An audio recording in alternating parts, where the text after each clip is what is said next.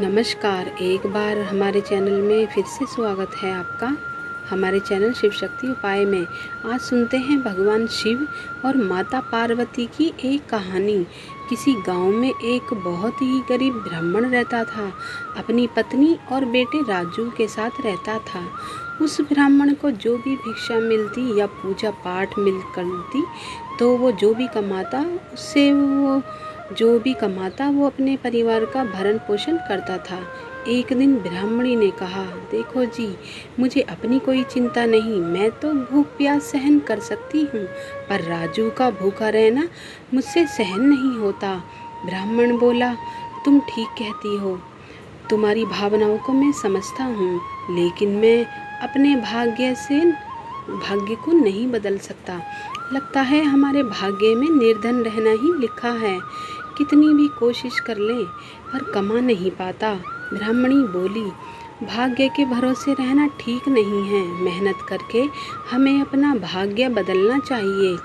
आपको यहाँ से दूर शहर जाकर कमाना चाहिए और देखना, भगवान भोलेनाथ की कृपा से हमारा भाग्य जरूर बदल जाएगा। ब्राह्मण बोला, तुम कह तो ठीक रही हो, पर मैं क्या काम करूँगा? मुझे तो पूजा पाठ के अलावा कोई काम आता ही नहीं। ब्राह्मणी ने कहा, तो ठीक है ना, तुम शहर जाकर पूजा पाठ करो, वहाँ अच्छे पैसे मिलेंगे और क्या पता हमारे दिन बदल जाए। अपनी पति की सलाह मानकर ब्राह्मण दूसरे दिन नगर के शहर में चला गया और उसे वहाँ कोई काम नहीं मिला। ब्राह्मण सोचने लगा, अब क्या होगा? यहाँ पर तो कोई काम नहीं मिल रहा है। लगता है यहाँ के लोग पूरी तरह नास्तिक बन चुके हैं। इससे तो मैं गांव में अच्छा था, और जब शहर में भी उसे काम नहीं मिलता तो वो अपने गांव लौटकर वापस आ गया और पहले की तरह पूजा पाठ करने लगा और भिक्षा मांगकर अपना गुजारा करने लगता है।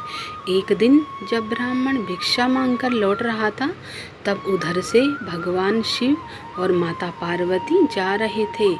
माता पार्वती ने गरीब ब्राह्मण को देखकर कहा, आप इस निर्धन ब्राह्मण को देख रहे हैं स्वामी? हाँ, देख रहा हूँ, भोलेनाथ ने कहा। यह बहुत निर्धन है और दुखी है स्वामी।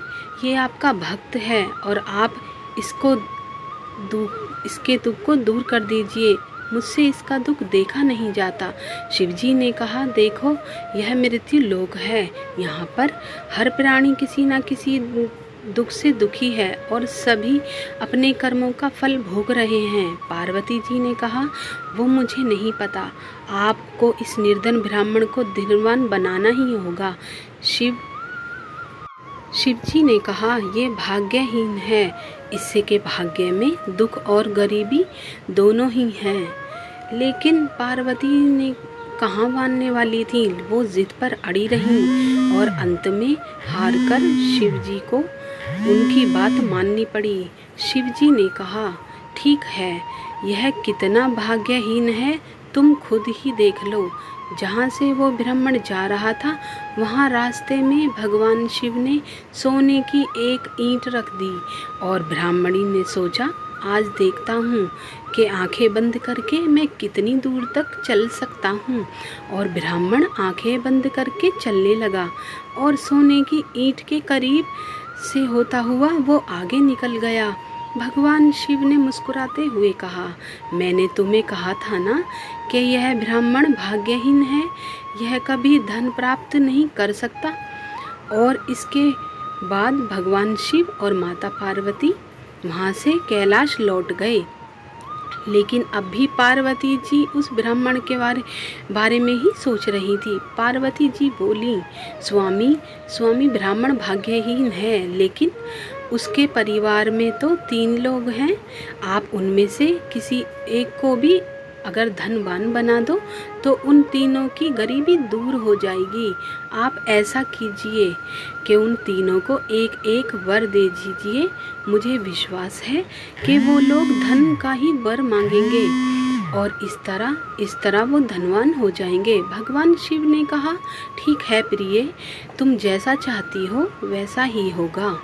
और जब ब्राह्मण ब्राह्मणी भगवान शिव की पूजा कर रहे थे तो भगवान शिव स्वयं प्रकट हुए और भगवान शिव को साक्षात रूप में देखकर ब्राह्मण ब्राह्मणी आत्मविभोर हो गए, उनके पैरों में गिर पड़े।